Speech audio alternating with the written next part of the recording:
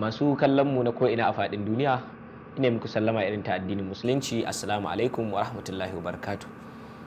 Barkanmu da sake kasancewa a cikin shirin Yaranmu da Alqur'ani, shirin da tasha Afirka TV3 take ɗaukar nauyin kawo muku tare da ni mai gabatarwa Munir Abdulra'Uf Tukur. Shirin Yaranmu da Alqur'ani shiri ne da tashar nan mai albarka ta kirkire shi domin zaburar da mahaddata Alqur'ani mai girma da kuma kawo mahaddata na Alqur'ani shi kansa, sannan kuma da kawo waɗanda suke cikin process na karatu na Alqur'ani mai girma domin su zo su ba da irin gudunmawar da suke tafi da ita ga masu kallon mu, musamman ɗalibai da kuma waɗanda suke sha'awar su fara ita hadda na Alqur'ani mai girma. Kamar yadda kuka sani, shirin nan namu yakan gayyato ɗalibai daga gurare daban-daban na faɗin duniya domin su zo su ba wa al'umma gudunmawa. To a wannan rana ma insha Allah muna tare da ɗaya daga cikin ɗalibai wadda ta zo daga makarantar Markaz Aisha Sambo domin ta ba wa masu kallo irin gudunmawar da take tafa da ita. Malama, ina miki barka da zuwa. Kafin mu shiga cikin shirin zan so ki buɗe mana da karatun Alqur'ani mai girma. أعوذ بالله من الشيطان الرجيم. بسم الله الرحمن الرحيم. أولا يرون أنهم يفتنون في كل عام مرة أو مرتين ثم لا يتوبون وهم يذكرون. وإذا ما أنزلت سورة نظر بعضهم إلى بعض هل يراكم من أحد ثم انصرفوا صرف الله قلوبهم بأنهم قوم لا يفقهون. لقد جاءكم رسول من أنفسكم عزيز عليه ما عنتم حريص عليكم بالمؤمنين رؤوف رحيم. فإن تولوا فقل حسبي الله لا إله إلا هو عليه توكلت وهو رب العرش العظيم. صدق الله العظيم. Asante Hamid, Allah ya saka da alheri. Muna godiya kwarai da gaske da wannan karatu da kika buɗe mana da wannan program na mai albarka. Sannan malama, zan so ki gabatar mana da kanki. Sunana Zainab Abdullahi. Malama Zainab Abdullahi, ina miki barka da zuwa a karo na biyu. Malama Zainab Abdullahi, daga wace makaranta? Daga makarantar Markaz Aisha Sambo Littafizul Qur'an. Makarantar Markaz Aisha Sambo ko Littafizul Qur'an. Masha Allah. Shekarunki nawa? 15. Shekarunki 15, Malama Zainab. To masha Allah, kina shekara nawa kika shiga Markaz? Ina shekara 4. Shekara 4? Eh. Masha Allah, to yanzu kusan shekaranki 11 kenan a Markaz. To wace irin nasara kika samu a cikin wannan shekaru da kika fara makarantar zuwa yanzu? Na samu nasarar iya hada harfi domin na samu nasarar iya karanta Alqur'ani ba tare da malami ya min ƙari ba, kuma na samu nasarar iya wasu littattafai da dama na addini, su tauhid da fiqh, sannan kuma na samu damar fara iya hadda. Masha Allah, Malama Zainab. To a boko ajin kina? SS1. SS1? To da bangare kike? Science. Science. To da wani subject kike dauka? Math. Ina dauka math, English, physics, biology, chemistry, catering. Su kenan. To wanne kika fi kwarewa a ciki? Na fi kwarewa English. Kin fi kwarewa English kuma kika tafi science? Ta, masha Allah, Allah ya bada sa'a. Malama Zainab, ya kike yi wajen hada karatun boko da na islamiyya? da weekend dai ina zuwa makarantar islamiyya da safe 8 zuwa 12. Sannan idan na koma gida ma ina yin tilawa idan na sannan mu dawo karfe 3 zuwa 6. To da weekend na fi samun damar karatun islamiyya, amma ranar school ina zuwa makaranta tun 7 sai 4 muke dawowa, sai kuma yamma nake samun damar zuwa makaranta. To malama Zainab, bayan markaz Aisha Sambu akwai wata makaranta da kike zuwa musamman domin karatun addini?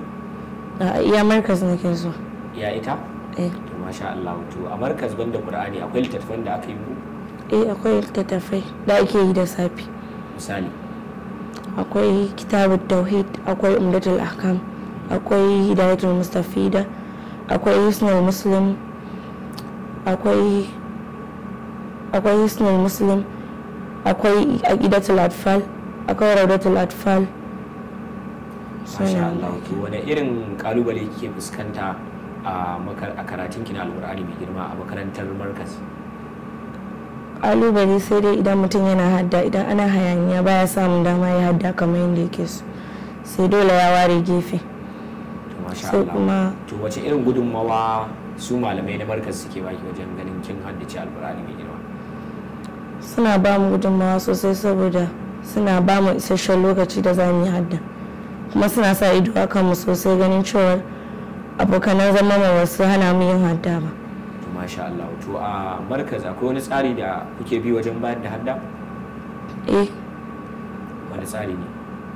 Hadda ne ana bayar da shi shafi ɗaya kullum? Koma in kana son sama da haka za ka iya bayar. Sai kuma ranar Laraba ana haɗawa gaba ɗaya haddan, ana ba da haddan sati. To masha Allah malama Zainab, akwai wani hukunci da aka tanada ga duk ɗalibin da ya gaza kawo haddan da ake bukata kamar yadda kika ce shafi ɗaya minimum ko?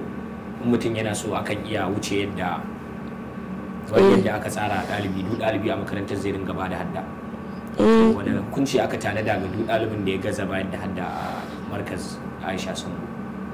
Ana hukunta shi sosai, kuma sannan ana hana shi tafiya gida sai ya ba da hadda. Har sai ya haddace ta? Ko kwana zai yi?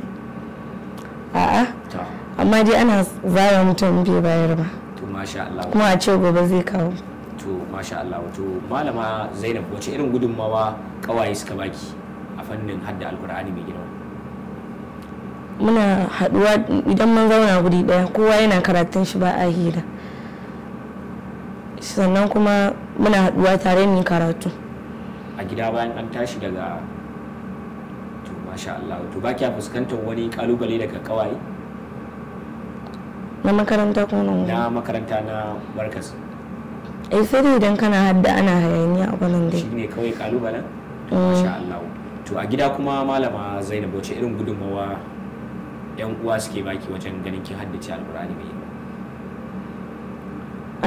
Idan na dawo gida kana karatu za a bar ka, ba za a saka komai ba saboda ana so ka haddace karatun nan, kuma ana mai da hankali wurin biyan kuɗin makaranta.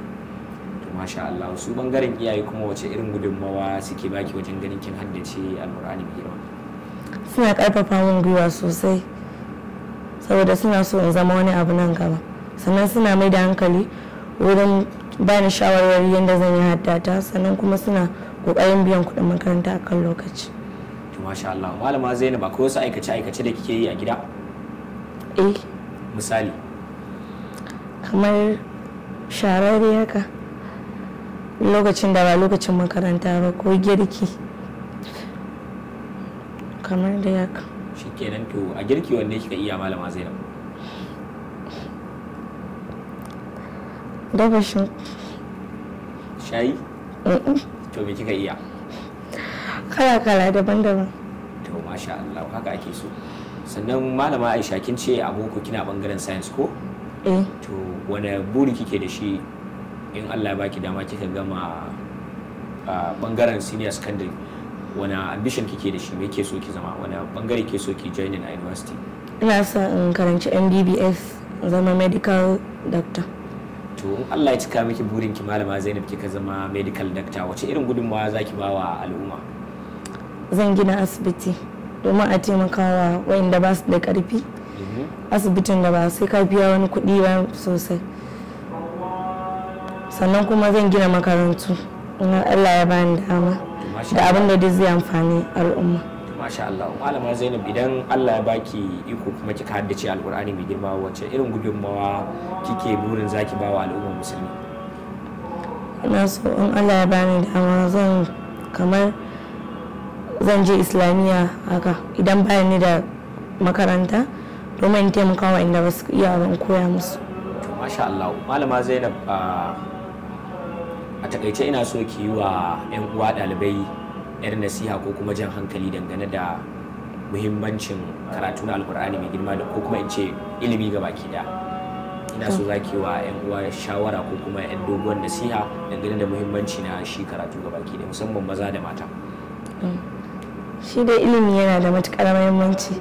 Ya kamata idan mutum yana so ya cimma wani burinsa na ilimi ya mai da hankali banda wasa. Dan idan mutum yana so ya cimma abu in yana sa wasa abin nan ba zai taɓa yiwuwa ba. To da haka sai ka dage, kuma kar ka ce za ka sami ilimi ta hanya mai sauƙi, dole sai an sha wahala. Ya kamata a mai da hankali a sami ilimi sosai domin a taimakawa al'umma gabaki daya. Malama Zainab, wace irin godiya zaki mika ga malamai, 'yan uwa, iyaye da sauran mutane da suka taimaka miki wajen ganin kin yi karatu na addini da na boko? Wace irin godiya zaki mika wasu? Ina musu godiya gabaki daya, malamai na da iyaye na da 'yan uwana. Allah ya saka musu da alkhairi, ya biya musu bukatun su na alkhairi, ya ba su aljannatul firdaus. Masha Allah. To Malama Zainab, wace irin godiya ko kuma wace irin addu'a zaki wa wannan tasha ta mai albarka da ta gayyato ki ko kuma ta ba ku dama domin ku kawo mana ziyara don ku ba wa 'yan uwa abota wannan shiri namu gudunmawa? Wace irin godiya zaki miƙa ga wannan tasha da irin addu'a ta fata alheri? Wannan tasha Allah ya saka mata da alkhairi, ya cika mata burinta na ganin cewa ta gyara tarbiyyar al'umma, na nuna musu hanyar addininsu da abin da ya kasance su yi, ya nuna musu addininsu, ya koya musu dukkan abin da ya kunshi addininsu domin cewa ya ga tashar ta ga cewa sun samu nasara. Allah ya saka mata da alkhairi, ya ba ta jannatul firdaus, da wanda ma ya gina wannan gidan TV ya Allah ka biya masa bukatun sana alkhairi, sashi aljannatul firdaus, da duk ma wanda yake aiki a wannan gidan TV Allah ka cika mishi burinsa, ya biya masa bukatunsa na alkhairi, ya saka wa iyayensa da alkhairi, sannan ya sa dukan wanda yake cikin wannan gida ya sa shi aljannatul firdaus. Amin. Muna godiya kwarai da gaske Malama Zainab. A madadin hukumar gudanarwa ta gidan talabijin na Africa TV3 da ni da nake gabatar muku da wannan shirin Munir Abdulra'Uf Tukur, duk sauran 'yan uwa da suka taimaka domin ganin wannan shiri namu ya iske ku a kan lokacin da ya dace, ina mika musu godiya ta musamman da ku masu kallon mu gabaki daya. Sannan da wannan nake